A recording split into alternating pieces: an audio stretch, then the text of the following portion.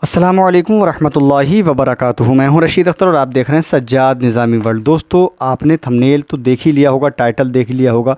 बहुत ख़तरनाक, हमारे मुसलमानों के लिए बहुत गलत ये पैगाम समझो सरकार की तरफ से हमारे लिए हो रहा है।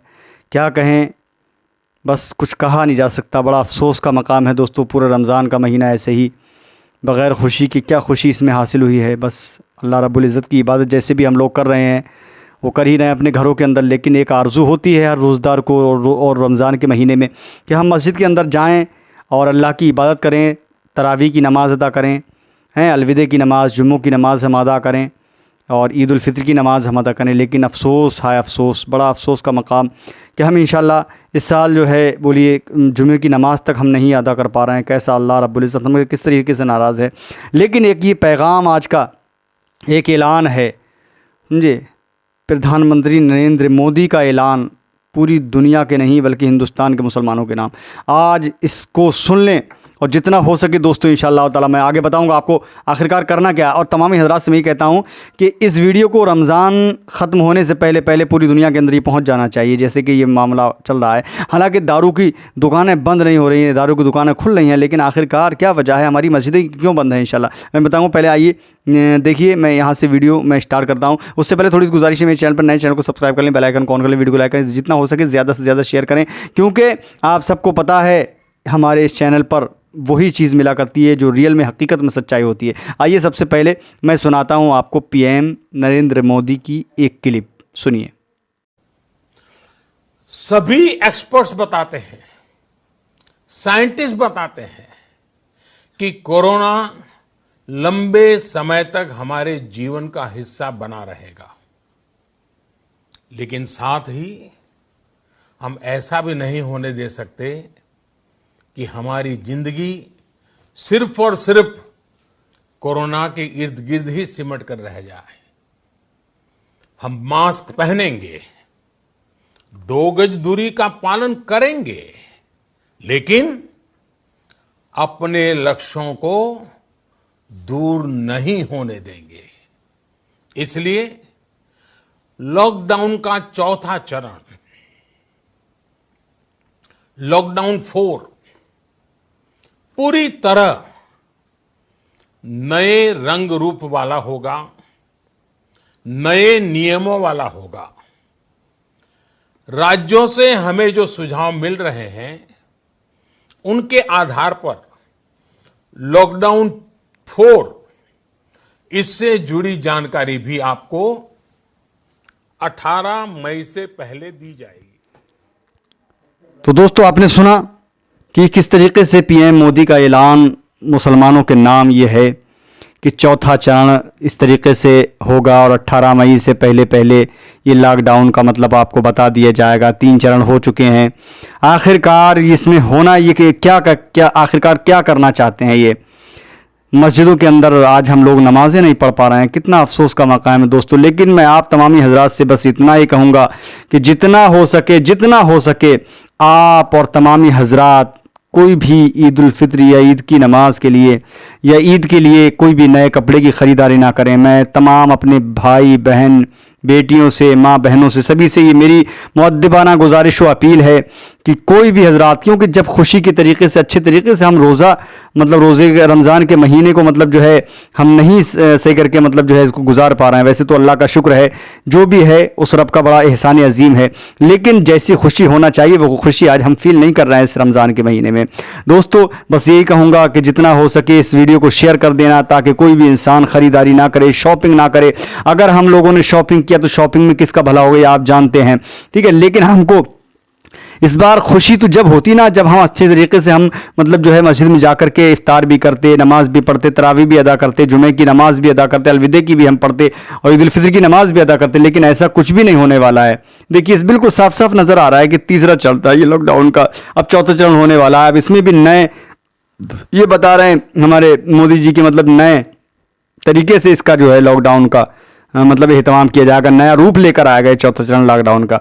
आखिरकार क्या होने वाला है दोस्तों, बस मैं इतना ही कहूँगा आप तमामी हजरात से कि जितना हो सके यार अपने लोगों को समझाओ, अपने भाइयों को, अपने बहनों को, अपने तमामी हजरात को मतलब जो है इतला दो कि कोई भी इंसान ईद के मौके पर शॉपिंग करने के लिए ना जाए, कोई सी चीज़ की खरीदारी ना करे। बस जो भी है रूखी सूखी अपने घर पर ही जो भी बना लें, जो अपने फटे पुराने कपड़े जो भी हैं उसी में अल्हम्दुलिल्लाह अल्लाह का शुक्र अदा करके ईद के दिन जो भी अगर नमाज मिल जाए पढ़ने को तो पढ़े, नहीं तो कोई बात नहीं, अल्लाह अल्लाह खैर सल्लाह अपने घर के अंदर ही वक्त गुजारें। क्योंकि प्रशासन सिर्फ और सिर्फ ज़्यादातर मुसलमानों पर जुल्म कर रही है, लेकिन ज़्यादातर मुसलमान भी मतलब प्रशासन का या जो भी ऐलान है उसका मतलब उल्लंघन कर रहे हैं। लेकिन हम लोगों को ये चाहिए कि किसी भी तरीके की किसी भी बात का हम उल्लंघन ना करें, अनुपालन ना करें, बल्कि पालन करें। हम कोई भी प्रशासन हुक्म दे रहा है या सरकार की तरफ से या प्रशासन की तरफ से कुछ भी हमारे लिए हुक्म है तो हम उसका अनुपालन ना करें, बल्कि पालन करें और उस चीज़ को हम नज़रअंदाज ना करें, बल्कि गौर करें। ठीक है, बस अल्लाह रब्बुल इज़्ज़त की बारगाह में यही दुआ है कि अल्लाह रब्बुल इज़्ज़त हम सबको अपने हिफ्ज़ व अमान में रखे। और मैं तो यही दुआ करता हूँ तमामी लोगों के लिए और अल्लाह की बारगाह में, ख़ासकर उस रब्बे कायनात की बारगाह में हुज़ूर सरवर कायनात सल्लल्लाहु अलैहि वसल्लम की गुंबद खज़रा का सदका दे कर, या अल्लाह जो बीमारी की वजह से लॉकडाउन हम नमाज़ें अदा नहीं कर पा रहे हैं मस्जिद में जा करके, या अल्लाह तू इस रमज़ान मुबारक के महीने के सदक़े में इस बीमारी से, कोरोना वायरस से निजात अता फरमा दे हम सबको, या अल्लाह नेस्त नाबूद फरमा दे इस बीमारी को। हम सबको अपने हिफ्ज़ व अमान में रख। जहाँ जहाँ तेरे बंदों, तेरे नेक बंदों पर जुल्म हो रहा है अल्लाह तू उन सबको तू नेस्त नाबूद फरमा दे और दीन इस्लाम का बोलबाला फरमा दे और दीन इस्लाम का परचम बुलंदोबाला फरमा दे या अल्लाह। बस यही दुआ करता हूँ दोस्तों, ज़्यादा से ज़्यादा वीडियो को शेयर करना। आइए इंशाल्लाह और थोड़ा सा यहाँ से वाक़या और समाप्त करते हैं। आइए सुनते हैं इंशाल्लाह ताला वो वाक़या। ज़्यादा शेयर करें। आइए मैं यहाँ से शुरू करता हूँ दुरूद पाक की फजीलत। कौन सा दुरूद शरीफ? यही अल्लाहुम्मा सल्ली अला सय्यिदना व मौलाना मुहम्मद मुबारक वसल्लिम सलातु व सलामन अलैका या रसूलुल्लाह सल्लल्लाहु अलैहि वसल्लम। यही दुरूद शरीफ हम अपने आका पर पढ़ते हैं ना, तो इसकी दुरूद शरीफ की फजीलत आप दोस्तों मुलाहिज़ा फरमा लें। हुज़ूर नबी करीम सल्लल्लाहु ताला अलैहि वसल्लम ने फरमाया, मन सल्ला अलैया वाहिदतन सल्लल्लाहु अलैहि अशरता मर्रातिन, यानी जो शख्स मुझ पर एक मरतबा दुरूद पढ़ता है। सरकार फरमाते हैं ये सरकार फरमाते हैं, यानी जो शख्स मुझ पर एक मरतबा दुरूद पाक पढ़ता है अल्लाह ताला उस पर 10 मरतबा रहमत नाजिल फरमाता है। सरकार ने ख़ुद फरमाया, जो शख्स मुझ पर एक मरतबा दुरूद शरीफ पढ़ता है अल्लाह ताला उस पर 10 मरतबा रहमतें नाजिल फरमाता है। अब हुज़ूर सरकार मदीना सल्लल्लाहु अलैहि वसल्लम ने इरशाद फरमाया, क़यामत के रोज़ वो शख्स मेरे करीब रहेगा। सरकार फरमाते हैं ये मैं नहीं कह रहा, आपने कहा, ये आपकी तरफ से नहीं, मेरी तरफ से नहीं है, ये सरकार का फरमाने आली शान है। जो दुरूद पाक पढ़ता है ना कसरत से, उसकी सुन लीजिए। सरकार ने फरमाया, क़यामत के रोज़ वो शख्स मेरे करीब रहेगा। कौन शख्स? जो मुझ पर दुरूद पढ़ता रहेगा। अब आप अंदाज़ा लगाइए, हम दुरूद पढ़ते हैं लेकिन और भी कसरत से इंशाल्लाह पढ़ेंगे इंशाल्लाह। ठीक है, सरकार ख़ुद फरमा रहे हैं, क़यामत के रोज़ वो शख्स मेरे बहुत करीब होगा जो मुझ पर दुरूद पाक पढ़ता रहेगा। अब हुज़ूर सरकार मदीना सल्लल्लाहु अलैहि वसल्लम ने फरमाया, जो मेरा नाम सुने और मुझ पर दुरूद ना पढ़े, जो मेरा नाम सुने और मुझ पर दुरूद ना पड़े, वो ईमानदार के लिए क्या बखीली से कम है। यानी कि वो अगर कोई ईमानदार है, कोई दुरूद पाक पढ़ रहा है, कोई सुन रहा है, अगर उसको कोई भी इंसान दुरूद, सरकार फरमाते हैं, अगर कोई मेरा नाम सुने और मुझ पर दुरूद पाक ना पड़े तो वो ईमानदार के लिए क्या बखीली से कम है। वो बहुत बड़ा कंजूस है ईमानदार, समझ रहे हैं आप? जी हाँ, हुज़ूर अनवर सल्लल्लाहु अलैहि वसल्लम ने फरमाया, जो शख्स मुझ पर एक बार दुरूद भेजता है उसके लिए 10 नेकियां लिखी जाती हैं और 10 बुराइयां मिटाई जाती हैं। 10 बुराइयां मिटा दी जाती हैं, 10 नेकियां लिख दी जाती हैं जो दुरूद भेजता है सरकार के ऊपर। अब हुज़ूर सरवर कायनात सल्लल्लाहु अलैहि वसल्लम ने फिर फरमाया, जो शख्स मुझ पर दुरूद भेजता है, जो शख्स मुझ पर दुरूद भेजता है वो दुरूद शरीफ मुझ तक पहुँचाते हैं वो दुरूद, यानी सरकार ने फरमाया, जो शख्स मुझ पर दुरूद भेजता है वो दुरूद शरीफ मुझ तक पहुँचाते हैं। एक शख्स ने हुज़ूर की खिदमत में अर्ज़ किया, या रसूलुल्लाह सल्लल्लाहु अलैहि वसल्लम मुझको वजीफ़ा बतलाइए। तो सरकार ने फरमाया, दुरूद पढ़ा करो। उसके बाद अर्ज़ किया, क्या पढ़ूँ? आपने फरमाया, दुरूद पढ़ा करो। फिर अर्ज़ किया, उसके बाद क्या पढ़ूँ? तो सरकार ने फरमाया, दुरूद पढ़ा करो। हासिल ये कि जो भी वक्त मिले दुरूद शरीफ पढ़ना ज़्यादा बरकत है। यानी 3 बार उस शख्स ने कहा, सरकार ने कहा दुरूद शरीफ पढ़ा करो, फिर कहा, फिर उसके बाद क्या करूं? फिर कहा दुरूद शरीफ पढ़ा करो। तीसरी बार फिर उस शख्स ने पूछा कि क्या करूं मैं? तो सरकार ने फरमाया ज़्यादा से ज़्यादा कसरत के साथ दुरूद शरीफ पढ़ा करो, जो भी वक्त मिले दुरूद शरीफ पढ़ना ज़्यादा बरकत है। चूँकि दुरूद शरीफ में हुजूर सल्लल्लाहु अलैहि वसल्लम से मोहब्बत पैदा होती है, दिल को फ़रहत होती है। हुजूर अनवर की मोहब्बत से ईमान कामिल हासिल होता है। हुजूर सरकार की, सरकार दो सल्लल्लाहु अलैहि वसल्लम की मोहब्बत से ईमान कामिल हासिल होता है, निजात मिलती है। अनवार अहमदी में लिखा है कि जो शख्स हुजूर सरवर कायनात सल्लल्लाहु अलैहि वसल्लम पर दुरूद पढ़ता है, मरने से पहले पहले अपना मकाम वो जन्नत में देख लिया करता है। सुभान अल्लाह। बहुत फ़जीलत, तो दोस्तों सुनो आप, फ़जीलत हकीकत बता रहा हूँ।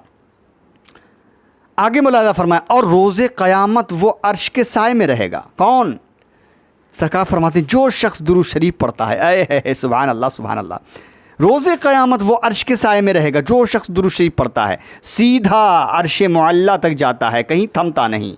यानी जो दुरूद शरीफ पढ़ता है सीधा उसका पढ़ना अर्श मुअल्ला तक जाता है, कहीं थमता नहीं। जिन फरिश्तों के पास से गुज़रना है वो सब उसके लिए मग़फ़िरत की दुआ मांगते हैं। सुभान अल्लाह। फिर वो दुरूद शरीफ हुजूर अनवर के पास पहुंचाया जाता है। जो शख्स दुरूद शरीफ पढ़ता है, जब तक फरिश्ते उसकी मग़फ़िरत की दुआ मांगते रहते हैं, चाहे वो ज़्यादा पढ़े या कम।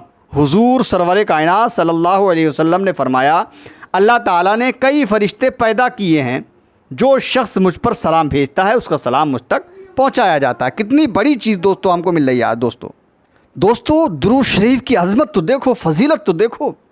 एक वाक़या मेरे जहन से गुज़र रहा है, मुलाज़ा फरमा लें। दुरूद शरीफ में आखिरकार इतनी बरकत अल्लाह रब्बुल इज़्ज़त ने क्यों रखी है, इसकी वजह क्या है, सुनो इंशाअल्लाह। एक रोज़ हुजूर ताजदार मदीना सल्लल्लाहु अलैहि वसल्लम अपने सहाबा इकराम के साथ जिहाद करने के लिए तशरीफ़ ले जा रहे थे। दौरान सफ़र एक मकाम पर इस्तराहत के लिए रुके, आराम करने के लिए मेरे आका रुक जाते हैं। तो सरकार ने खाना तलब फरमाया। सरकार की खिदमत में जौ की रोटी पेश की गई। अय सुभान अल्लाह, सुभान अल्लाह। आपने फरमाया, सरकार फरमाते हैं कुछ सालन भी मौजूद है। सहाबा इकराम रिज़वानुल्लाहि ताला अन्हुम अजमईन ने अर्ज़ किया, नहीं हुजूर, सालन तो कोई सालन नहीं है। अब सहाबा इकराम क्या देखते हैं कि एक शहद की मक्खी उनके सरों पर घूम रही है और बड़ी ज़ोरदार आवाज़ से भिनभिना रही है। अल्लाह अकबर। सहाबा इकराम ने अर्ज़ किया, रसूलुल्लाह सल्लल्लाहु अलैहि वसल्लम, ये मक्खी हमारे सरों पर क्यों इतना शोर कर रही है? सहाबी कहते हैं, सरकार ये मक्खी क्यों शोर मचा रही है? अब सरकार मदीना सल्लल्लाहु अलैहि वसल्लम ने क्या फरमाया, सुनिए। ये मक्खी पुकार पुकार कर कह रही है कि आपके सहाबा बग़ैर सालन के रोटी खा रहे हैं। एक छोटा सा परिंदा, एक मक्खी है, वो भिनभिना रही है। सरकार ने उसकी आवाज़ को पहचान लिया। सहाबा ने कहा, ये इतना शोर क्यों कर रही है? सरकार फरमाते हैं, ये कह रही है कि हुजूर आपके सहाबा बग़ैर सालन की रोटी खा रहे हैं, रूखी रोटी खा रहे हैं, जबकि यहाँ करीब ही एक पहाड़ में हमने शहद का छत्ता तैयार कर रखा है, मगर उस शहद को आप तक पहुँचाने की ताकत नहीं है जो आप तक वो शहद में पहुँचाऊँ। शहद की मक्खी कहती है, दोस्तों आप अपने किसी सहाबी को भेज दें और वो हमारे छत्ते से शहद निकाल लाएंगे। सुभान अल्लाह। चुनांचे सैयदना अली मुर्तज़ा रज़ियल्लाहु ताला अन्हु ने प्याला हाथ में लिया और उस मक्खी के साथ साथ चलते उसके शहद के छत्ते तक पहुंच जाते हैं। हज़रत अली इमाम हुसैन के वालिद, और वहाँ से नहायत ही साफ़ और उम्दा शहद लेकर वापस हुजूर नबी करीम सल्लल्लाहु अलैहि वसल्लम की खिदमत में हाज़िर हुए। आपने उस शहद को अपने सहाबा इकराम रिज़वानुल्लाहि ताला अलैहिम अजमईन में तकसीम फरमा दिया, यानी बांट दिया सहाबियों में। मगर वो मक्खी वैसे ही भिनभिना रही थी, जैसे पहले भिनभिना रही थी वो मक्खी अब भी वैसे ही भिनभिना रही थी। सहाबा इकराम ने उस मक्खी के भिनभिनाने की वजह दरियाफ़्त की सरकार से कि हुजूर ये मक्खी अब क्यों भिनभिना रही है? तो आपने फरमाया, ये हमारे साथ अर्ज़ो मारूज़ कर रही है, कुछ हमसे कह रही है। लेकिन क्या कह रही थी? सुने, मेरे आका हर शख्स यानी कि हर जानवर की आवाज़ मेरे आका पहचानते थे। मक्खी क्या शोर कर रही थी? तो सरकार फरमाते हैं, ये हमारे साथ कुछ अर्ज़ो मारूज़ कर रही है। सरकार मदीना सल्लल्लाहु ताला अलैहि वसल्लम ने फरमाया, मैंने इस शहद की मक्खी से पूछा कि तेरी खुराक क्या है? सरकार फरमाते हैं, तो उसने जवाब में कहा, ए अल्लाह के रसूल, ए नबी आखिरुज़्ज़मा, इस पहाड़ और बयाबान में कड़वे फूल और बेमज़ा पत्ते मैं चूसती हूँ। यानी सरकार ने कहा, तेरी खुराक क्या है? तो शहद की मक्खी कहती है, जो पहाड़ियों पर फूल कड़वे होते हैं ना, बेमज़ा पत्ते उनका रस चूसती हूँ मैं। फिर रसूलुल्लाह सल्लल्लाहु ताला अलैहि वसल्लम ने फरमाया, ऐ शहद की मक्खी, जब तू कड़वे और बेमज़ा फूल पत्तों का रस चूसती है तो फिर ये साफ़ और मुसफ़्फ़ा और शीरीं शहद कैसे बन जाता है। अल्लाह अल्लाह, मेरे आका फरमा रहे हैं ये मक्खी से। तो उसने कहा, मक्खी कहती है हमारी खुराक बेमज़ा, कड़वी और फीकी होती है, यानी हम कड़वे फूलों का रस भी चूसते हैं, बेमज़ा पत्तों का हम रस चूसते हैं। लेकिन जब हम ये रस चूसते हैं तो साथ साथ दुरूद शरीफ पढ़ते रहते हैं। अये सुभान अल्लाह सुभान अल्लाह। यानी मक्खी कह रही, जब हम ये रस चूसते हैं तो रस चूसने के साथ साथ दुरूद शरीफ पढ़ते रहते हैं, जिसकी बरकत से और जिसकी वजह से शहद मीठा और साफ़ हो जाता है।